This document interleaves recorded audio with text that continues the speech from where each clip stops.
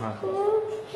ये मैं हेडमोर सरफराज अमान नाम है मेरा और ख्वाजा अजमेर नगरी का हेडमोर हूँ। मेरा नंबर है 0300-2356-906।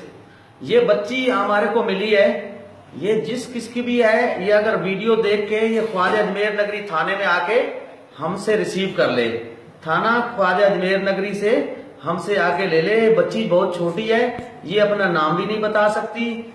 ये जिसकी भी है आके थाना PS ख्वाजा अजमेर नगरी से हमारे से आके ले जाए।